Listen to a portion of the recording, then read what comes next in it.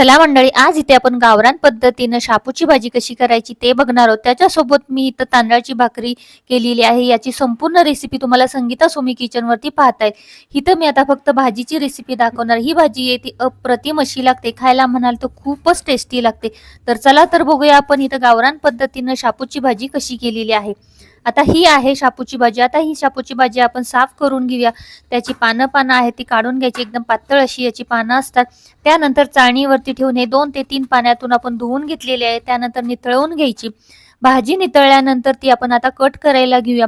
भाजी कट करत असताना एकदम बारीक अशी भाजी कट करून घ्यायची आहे, म्हणजे खायला एकदम टेस्टी अशी लागते। बघा आता इथं भाजी आहे ती आपण संपूर्ण कट करून घेतलेली। त्यानंतर एका भांड्यामध्ये काढून घ्यायची आहे। ही भाजी आता अशीच आपण बाजूला ठेवूया आणि बाकीचं साहित्य आता आपण कट करायला घेऊया।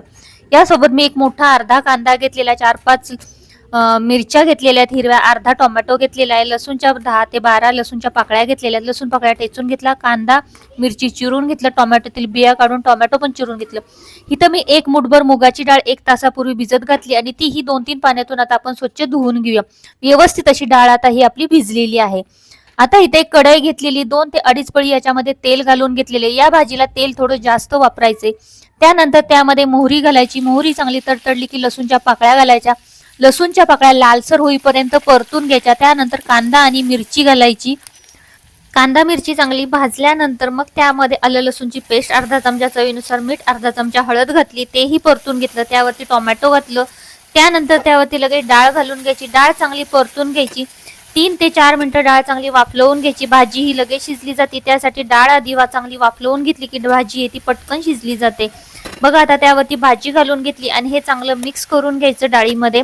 डाळ आधी वाफलवून घेतली की भाजी शिजायला पटकन शिजली जाते आणि खायला पण चवीला लागते। बघा आता चांगलं मिक्स करून घेतलं। याला 2 ते 3 वाफा काढून घ्यायच्या, झाकण ठेवायचं, असंच 2-3 वेळा वाफवून घ्यायचं आणि मिक्स करून घ्यायचं। त्यानंतर भाजी आपली 5 ते 7 मिनिटात शिजून तयार होते।